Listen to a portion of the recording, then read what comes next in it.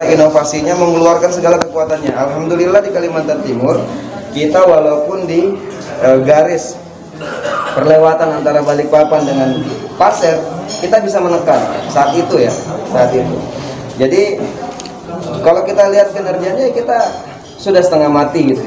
Ini bukan lagi lelah kita sudah setengah mati untuk mengupayakan ini warga kita ini selamat, paling tidak mengurangi, tidak sama di kota-kota lain. Ya contohnya kayak Balikpapan yang begitu banyak kena warganya. Sedangkan saya sebagai kepala daerah di sini harus bagaimana ini warga saya ini selamat. Nah, pada akhirnya saya meminta kepada himpunan pengusaha muda. Karena saya itu harganya mahal sekali. Kayak chamber ini itu harganya bisa 46 juta. Anggaran kami terbatas. Anggaran bukan dari APBN. Anggaran bukan dari pemerintah pusat. Anggaran yang dipotong dari anggaran kita, yang harusnya kita membangun jalan, memberikan infrastruktur yang baik kepada masyarakat, itu terhambat.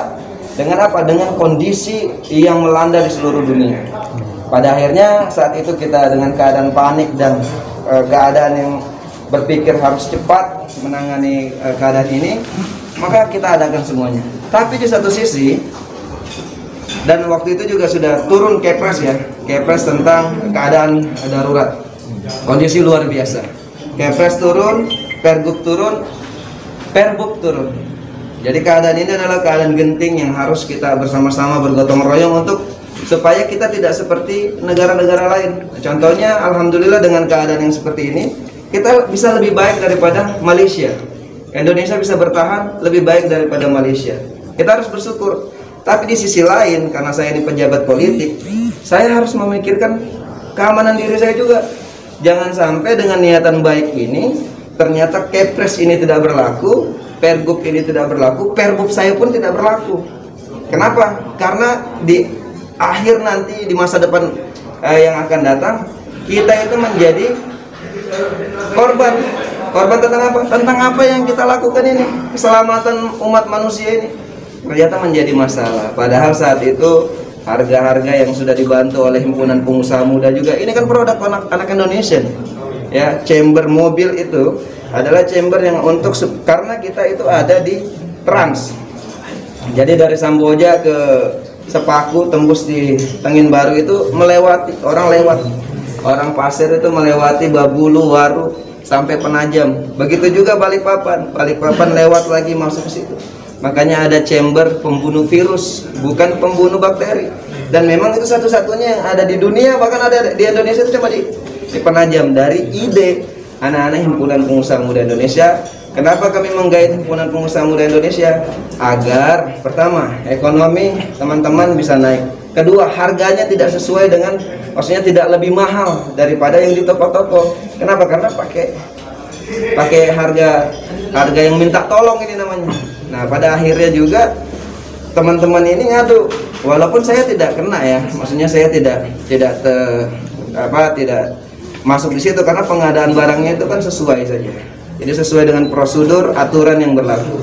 Hanya saja kalau ini menjadi masalah, saya takutnya Kepres Presiden itu sendiri, Pergub dan Perbub ini tidak menjadi acuan. Nah, kami takut nanti jangan-jangan kita melakukan ini hanya nanti menjadi masalah untuk diri kami, saya selaku bupati, keluarga saya juga akan malu. Begitu juga bupati-bupati yang lain, kepala daerah yang lain, gubernur misalnya, atau mungkin juga bahaya untuk presiden. Nah, ini yang harus kita menjadi suatu pemikiran yang perlu kita pertimbangkan baik-baik. Saya meminta kepastian hukumnya ini bagaimana. Jangan sampai nanti pejabat-pejabat negara, karena bupati juga selaku pejabat negara, presiden, gubernur, bupati itu pejabat negara. Kami bukan pejabat daerah, kami pejabat negara yang harus tahu bagaimana status hukumnya nanti. Jangan-jangan nanti kalau sudah ganti pemerintah, kita dipermasalahkan dengan ini. Ya mending kami stop aja ngurusin. Ngapain kita ngurusin kalau jadi masalahnya, bikin malu. Yang pertama yang kami takutin adalah bikin malu diri sendiri dan keluarga kami.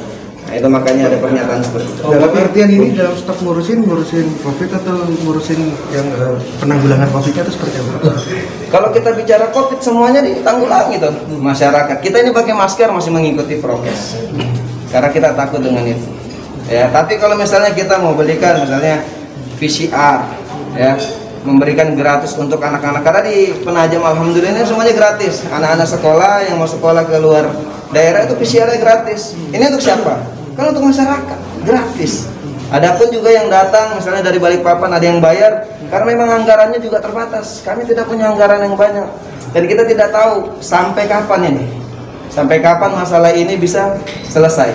Dan yang saya takutkan juga, saya juga harus melindungi diri saya. Jangan sampai saya menjadi masalah karena ingin menolong orang.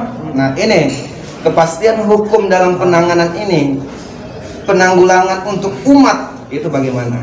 Jadi mudahan Bapak Presiden bisa mendengar dan melihat, karena banyak sekali para pejabat. Saya juga selaku Ketua Umum Aspeksindo yang membawahi lebih daripada 300 kepala daerah di Indonesia.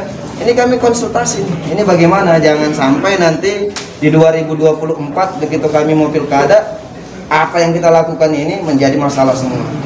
Terima kasih. Pak, soal diperiksa itu diperiksa siapa, Pak? Oh, jadi diperiksa itu pertama, satu, kalian kan nama dia nih, ada laporan dari diri ini masuk ke kejaksaan, ke kepolisian, itu nggak ada masalah.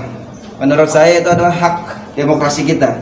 Tapi masalahnya ketika Kepres selaku dengan keadaan darurat itu juga menjadi masalah, ini yang bahaya sekali, bro. Kalau arus politik saya itu biasa saja lah ya. Tapi bahayanya itu nanti ketika kita terlalu dipolitisasi, jadi seakan-akan kita ini berbuat yang sudah kita buat untuk masyarakat dengan ikhlas ini, seakan-akan digiring ke arah yang tidak baik. Walaupun ini fitnah, tapi kan kita harus klarifikasi. Jangan sampai ini terlalu, karena sudah hampir 1 tahun saya diam-diamin ini. Bahkan kemarin yang meledaknya saya, begitu pandangan umum di paripurna. Loh, terus kita ngapain selama ini kerja? Kalau cuma hanya menjadi cibiran dan tidak ada apresiasi, saya sih nggak ada masalah. Karena saya yakin masyarakat juga bisa melihat bagaimana kinerja kami sebagai kepala daerah di Penajam Pasir Utara. Nah, mudahan ini menjadi berkat. Cuma ini adalah bagian daripada protes saya kepada apakah itu dari teman-teman kami yang ada di Penajam Pasir Utara, ataupun yang ada di provinsi, ataupun yang ada di pusat. Karena ini menjadi hal yang sangat sensitif. Penanganan ini belum selesai, kita tidak tahu kapan.